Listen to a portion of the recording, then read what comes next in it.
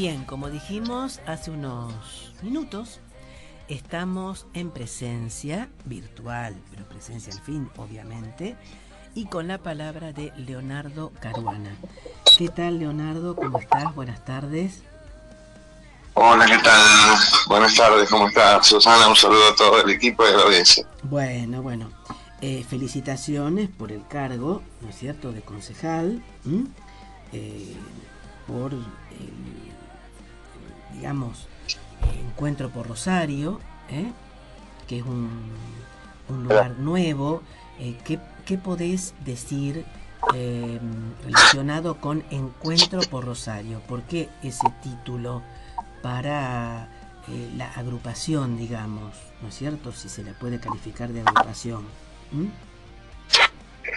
Bueno, la verdad que hemos hablado en algún momento a lo largo de todos los meses previos a las elecciones, donde, bueno, se empiezan a constituir las distintas alianzas y fuerzas políticas, y bueno, nosotros habíamos planteado, si bien nuestra historia, particularmente la mía y de muchos de nuestros compañeros, vienen de referencia del Partido Socialista, entendíamos que esa alianza en Unidos para Cambiar Santa Fe no nos contenía en términos de construcción, historia y coherencia en relación a los valores de lo que veníamos planteando en los últimos 30 años, particularmente en salud y en muchos aspectos que tienen que ver con la transformación de la vida de la gente. Por eso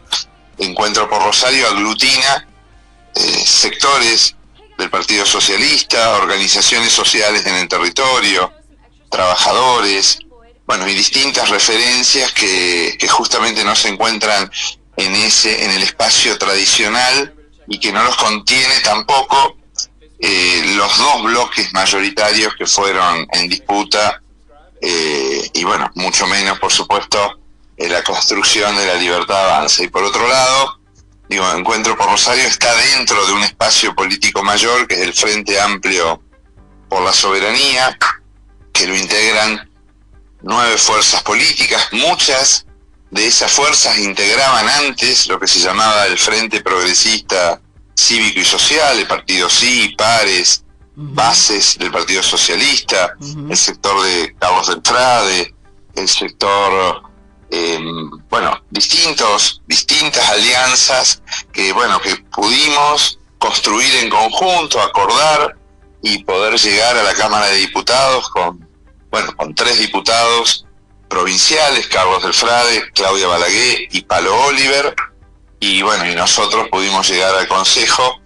En la palabra encuentro lo decíamos porque, justamente a los encierros de la pandemia, a los encierros de creer que se puede salir solo, o a los encierros de vivir en una sociedad con miedo a poder salir a la calle, nosotros decimos mucho más encuentro de disciplina, encuentro de trabajadores y organizaciones, y encuentro para dialogar, porque creemos en la construcción colectiva y no en lo que nos propone o el paradigma dominante, que es la salida individual frente a problemas tan complejos, ¿no?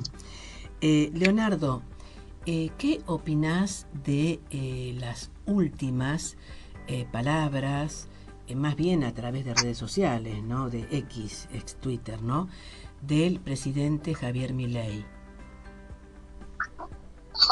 Bueno, creo que estamos en el máximo nivel de lo que significa la exageración de una construcción que no tiene que ver con garantía de derechos, que no tiene que ver con la democracia, que no tiene que ver con la libertad. La verdad que preocupa, no solo en términos personales, creo que a todo el arco político, que tengamos ese trato, esa referencia con quien opina distinto, vota distinto o se posiciona distinto en una cámara, descalificando, agrediendo, casi con signos de violencia. Es decir, allá al problema que hay en la sociedad de violencia y de falta de templanza, a veces discusiones que en relación a cualquier tema se exageran. Bueno, la referencia presidencial debería ser alguien que pone calma, porque gobernar es gobernar escuchando, es dialogando, pero fundamentalmente calma, no exageración de la violencia, porque eso lleva a una escalada que no tiene límites. La gente necesita que el gobernante pueda conducir escuchando, dialogando, transformando. La política tiene que ver con eso, con negociación, con discusión, no con el todo o nada. Y eso es lo que hoy lamentablemente está más allá de las palabras. Lo más preocupante, las palabras se verbalizan en estas frases, pero lo más preocupante son las posiciones de cómo piensa el individuo, o cómo piensa la matriz de construcción de las políticas sociales, cómo piensa el Estado, cómo piensa la salud, la educación. Bueno, yo soy, por supuesto, respetuoso de la democracia y se llegó al gobierno con esa matriz ideológica, pero bueno, gobernar es mucho más que una plataforma electoral y manejar un Twitter, es avanzar en construcciones y en diálogos que le permitan la transformación de la vida de la gente, que hoy, hasta ahora, no hay ninguna señal en ese sentido. Y con respecto específicamente, Leonardo, al tema salud, que conoces muy bien, ¿cuál es tu opinión al respecto? Desde el gobierno nacional, desde ya, ¿no es cierto? Bueno, yo ya lo habíamos manifestado en su momento cuando se planteaba también casi, te diría mágicamente, que se iba a carnetizar la salud, que con un carné y un voucher de prestaciones uno iba a poder elegir. Bueno, hasta ahora nada de eso aparece, pero eso también tenían que ver con espejitos de colores, porque no se puede desfinanciar lo público, porque los sistemas de salud no funcionan con carnet y que la gente elige el lugar de atención y tiene derecho a unas determinadas prácticas y determinados medicamentos. La salud es mucho más, tiene que ver con el derecho a la alimentación, el derecho a la educación, el tener actividades preventivas, el tener el calendario de vacunación y vacunas disponibles y gratuitas para todos, es acceder a la atención de complejidad leve, pero también la alta complejidad como un derecho humano universal. Cuando la salud empieza a pensarse como un bien de mercado, como una mercancía, bueno, empieza la competencia, empieza a pensarse que quien tiene más puede tener derecho a más prestaciones, y el que tiene menos se tiene que conformar con un paquete básico de prestaciones. Bueno, nada tiene que ver con la construcción, la que militamos con Hermes Wiener desde hace muchos años, de sistemas de salud basados en derechos. Nosotros estamos expectantes, viendo cuáles van a ser los financiamientos, las garantías de que los sistemas de salud pública funcionen, porque los sistemas de salud pública necesitan el máximo de integración entre los gobiernos locales, provinciales y nacionales, no el retiro de un sector, sino la integración para hacerlo más eficaz, corregir todas las dificultades que hay. Nadie niega que haya dificultades en el Estado, hoy hay listas de espera, dificultades en el acceso, hay gente que no puede acceder, pero eso no se soluciona haciendo un desguace y desjerarquizando el Estado. Eso se soluciona revisándolo, integrándolo y haciéndolo más eficaz. Con tus recorridas, porque realizás recorridas por barrios, por distintas zonas, ¿no es cierto?, de la ciudad. ¿Qué observás en esos barrios, en esas personas, con respecto al tema alimentación, salud, etcétera? Bueno, la verdad que lo que observamos, y no solo observamos porque trabajamos con las organizaciones sociales y lo he hecho a partir del recorrido en los centros de salud, pero particularmente en el espacio de encuentro por Rosario, hoy hay un deterioro de la capacidad y las posibilidades adquisitivas de los sectores más vulnerables, porque bueno, la inflación, el aumento de precio de los alimentos básicos, genera toda una cuestión de profundización de la crisis que también hace a la salud, porque cuando hay más gente que se anota en el comedor, cuando hay gente que no llega a fin de mes y entonces va al comedor a pedir comida, cuando va al centro de salud alguien que tiene obra social y pide algún medicamento porque no puede pagar con la obra social, no puede pagar el coseguro o una prepaga y va a buscar algo al sector público. Se empiezan a ver las situaciones de demanda,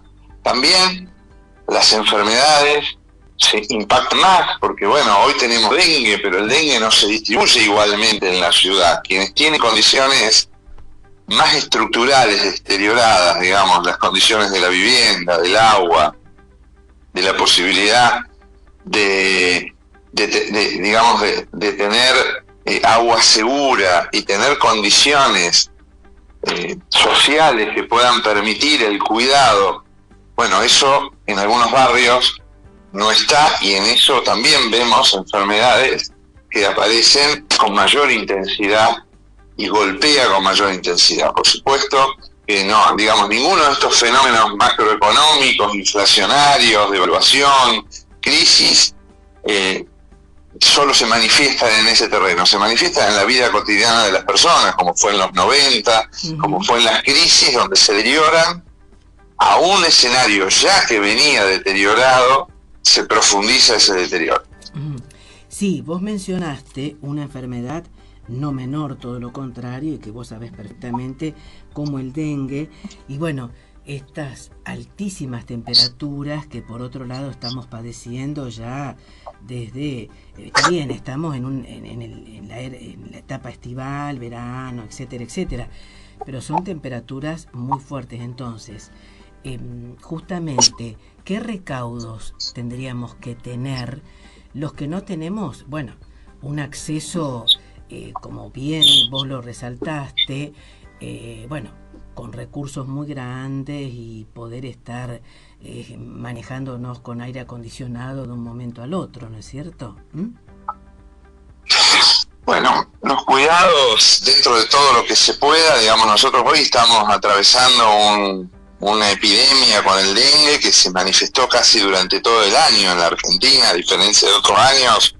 Hubo casos autóctonos en las provincias del norte durante todo el año. Estamos en una epidemia muy intensa en Brasil, países limítrofes, y ya hay casos en toda la ciudad, y significa eso que el mosquito está circulando, que hay mosquitas que ponen sus huevos y que esos huevos están infectados. Entonces no solo hay que cuidarse de la persona que viajó y que empieza con síntomas, sino justamente tratar primero de eliminar, por más fumigación que uno haga, el mosquito de la plaza, el mosquito del lago, el mosquito de la zanja, no es el mosquito que transmite el dengue. El mosquito que transmite el dengue o la chikungunya se llama Aedes aegypti y vive dentro de la casa. Entonces hay que tratar de eliminar todos los lugares donde se reproduce el mosquito. Y el mosquito se reproduce, a este mosquito no le gusta el agua sucia, le gusta el agua limpia. Le gusta el agua limpia y por eso va al frasquito que quedó lleno de agua después de esta lluvia, al bebedero de los animales si no lo limpiamos, a una tapita que quedó llena de agua, a una maceta que quedó llena de agua. Bueno, todas esas cosas hay que eliminarlas para que no se reproduzcan. Claro, ahí las condiciones, no es lo mismo tener agua segura que no tener agua segura, porque hay gente que almacena agua para tomar porque no puede acceder. Entonces ahí se ven las condiciones de la pobreza, de cómo impactan estas enfermedades en forma diferente. Por otro lado, si empezamos con fiebre, dolores musculares muy intensos, dolor detrás de los ojos, dolor de cabeza, manchitas en la piel, dolor de panza, y no tenemos ningún síntoma gripal, es decir, síntoma respiratorio, no hay tos, no hay catarro, no hay moco por la nariz, es decir, parece un síndrome gripal, pero sin tos, sin moco, sin dolor de garganta, sin catarro. Bueno, utilizar repelente, aislarnos, hacer la consulta al médico, porque ahí podemos estar cursando un dengue y es necesaria la evaluación clínica. Y por supuesto, estar aislado, porque si nosotros estamos cursando esa enfermedad y viene un mosquito, una Aedes, que en ese momento no está infectado y le pica a la persona que está cursando la enfermedad, ese mosquito se transforma después en transmisor. Por eso hay parte de la responsabilidad que es del cuidado de cada una de las personas, entendiendo que no todas las personas se pueden cuidar por igual, cuando las condiciones sociales de vida, de programación, de posibilidad de dedicarse de tiempo a uno, no son la misma para todos los sectores.